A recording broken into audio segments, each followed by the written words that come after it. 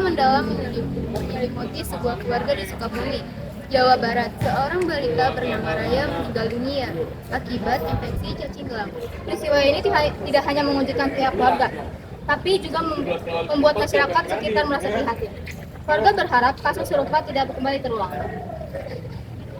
Pemirsa, balita 4 tahun bernama Raya asal Sukabumi meninggal dunia akibat infeksi cacing belang. Sebelum meninggal, Raya sempat mengalami perut buncit, tubuh lemas, dan sulit makan. Kondisinya makin parah hingga cacing terlihat keluar melalui hidung. Baik pemirsa, dengan Pak Ari di sini saya ingin mewawancarai dengan narasumber bernama Bu Dwi. Baik, kita langsung masuk ke pertanyaan pertama. Ibu Dwi, Ya. bagaimana perasaan Ibu saat mendengar adanya seorang balita yang meninggal dunia diakibatkan penyakit cacing gelam? Lalu bagaimana pendapat Ibu ataupun perasaan Ibu saat mendengar berita tersebut? Ya, sebenarnya awal dengar beritanya sedih dan pasti miris ya.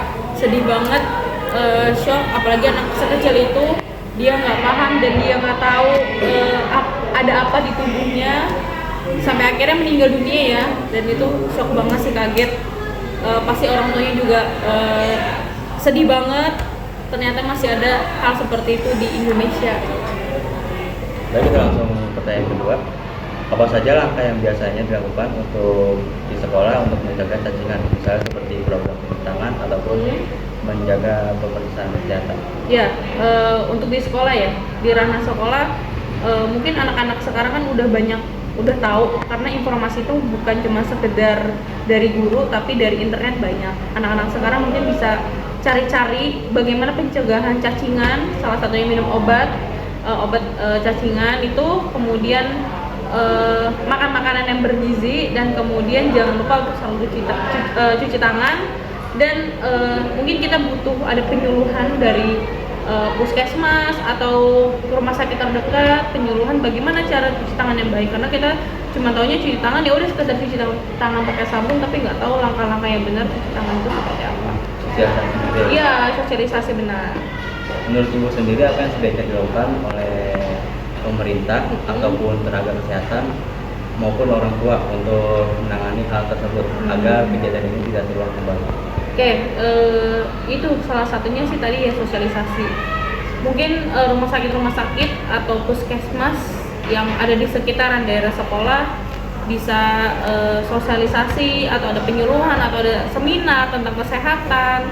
Kemudian orang tuanya juga diedukasi, bukan cuma sekedar anaknya tapi orang tuanya juga, karena memang anak ini kan sesuai dengan apa kata orang tuanya gitu kadang-kadang ya. Jadi kalau orang tuanya memang tegas untuk kesehatan anaknya, ya insya Allah anaknya juga akan mengikuti dan insya Allah jadi hidup sehat. Baik, kita ke pertanyaan saya dulu.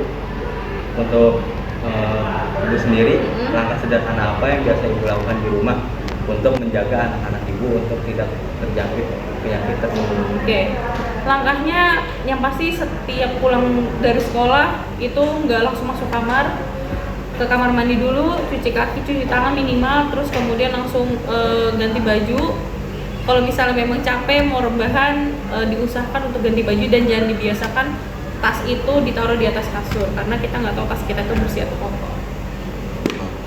Baik, sekian dari saya. Halo pemirsa, kali ini saya dan Rehan akan mewawancarai masyarakat sekitar. Bu, boleh perkenalkan Bu namanya? Halo, saya Ibu Gita. Kita akan mewawancarai Bu tentang seorang balita yang terkena terkena penyakit cacing pita. Udah badas.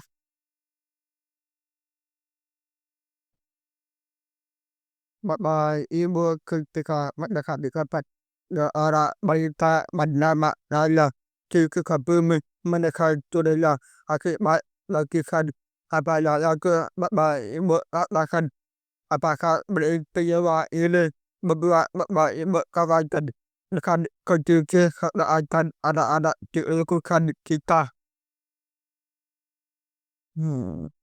Ibu, ketika mendengar kabar seorang balita bernama Raya di Sukabumi meninggal dunia akibat cacingan, apa yang langsung Ibu rasakan? Sangat miris dan kasihan, prihatin sekali ya, karena anak Indonesia masih ada yang kurang gizi. gitu. Jadi dia kurang perhatian juga, hidupnya di kolong rumah. Itu kasihan sih ibu. Apakah peristiwa ini membuat ibu khawatir dengan kondisi kesehatan anak-anak di lingkungan kita? Ya pastilah sangat khawatir. Jadi jangan supaya menyepelekan kebersihan gitu. Lanjut. Dalam keadaan kerusakan sekitar seperti ada anak bermain dan di keluar atau beraktivitas di rumah kecelakaan apa nggak menurut bapak ibu tidak membuat anak-anak rentan tadi kena bagikan apakah bapak ibu pada main itu saudara aku. Dalam keseharian di lingkungan sekitar, seperti saat anak-anak bermain, jajan di luar, atau beraktivitas di rumah, kebiasaan apa yang menurut ibu bisa membuat anak-anak rentan terkena cacingan?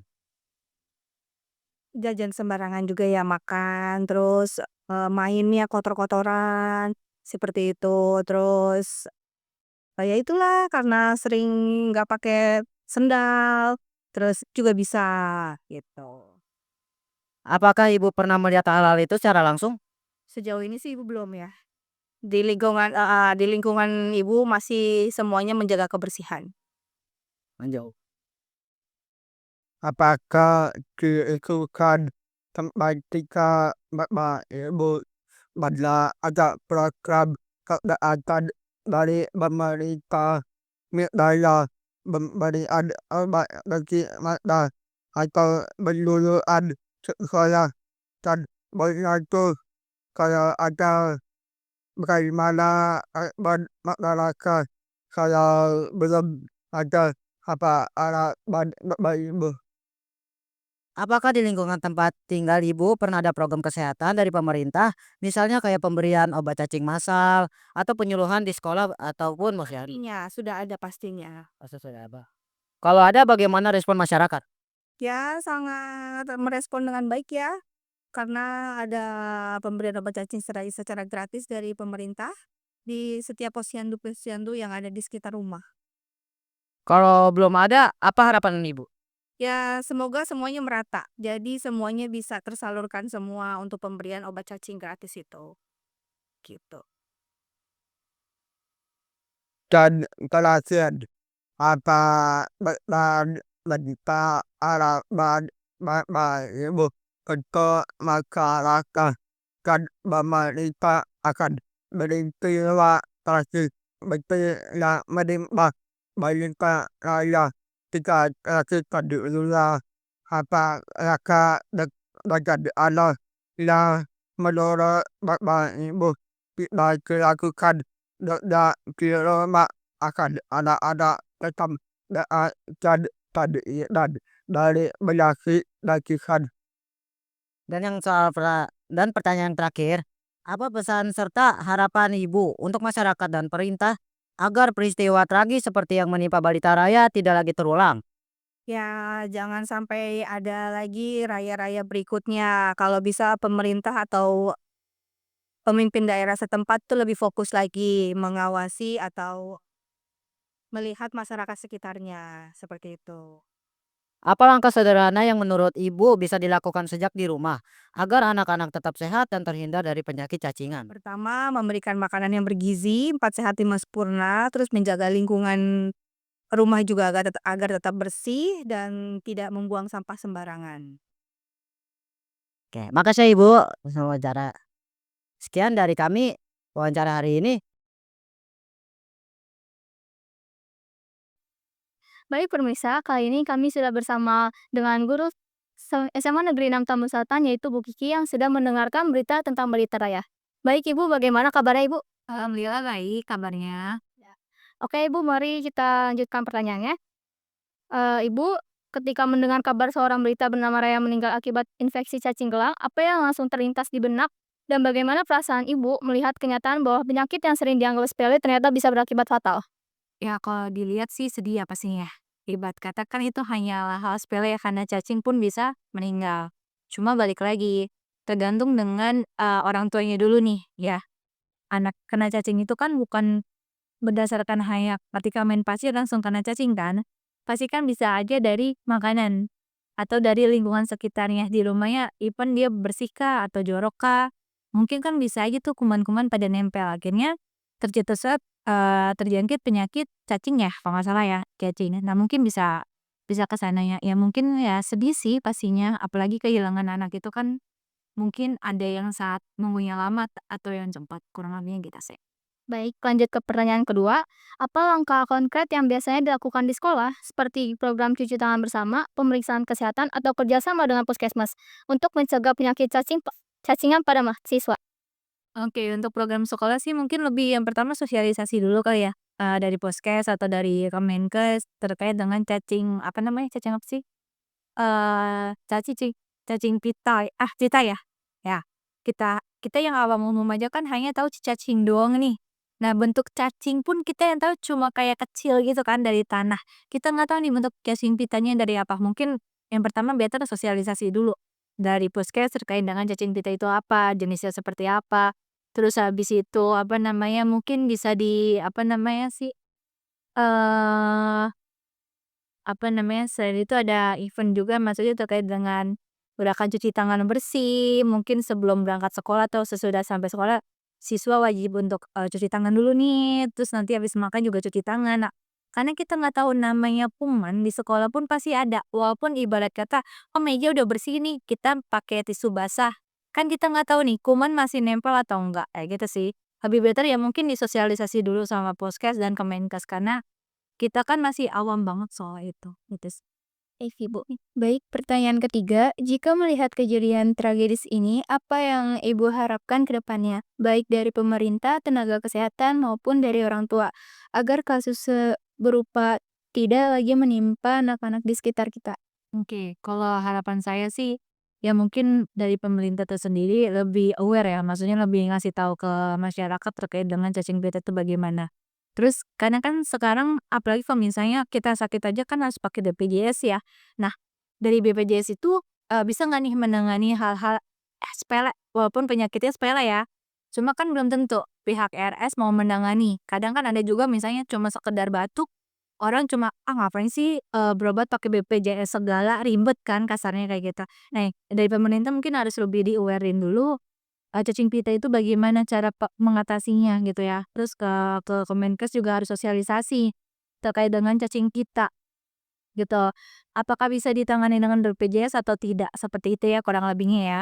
Terus, yang untuk ke sekolah sih ya lebih better ya sama aja dengan kerjasamanya terkait dengan Kemenkes dan, Puskes, terus juga terkait dengan orang tua, ya orang tua lebih better untuk menjaga anak-anaknya gitu kan dari apa, dari makanan yang paling utama. Karena ketika misalnya belanja sayur, ya, di sayur pun itu kan pasti ada yang suka makan, sayurannya ya, serangganya gitu kan. Nah di situ kita belum tahu tuh, udah higienis apa belum masakannya, dari rumah. Apalagi kalau kita beli di luar, ya.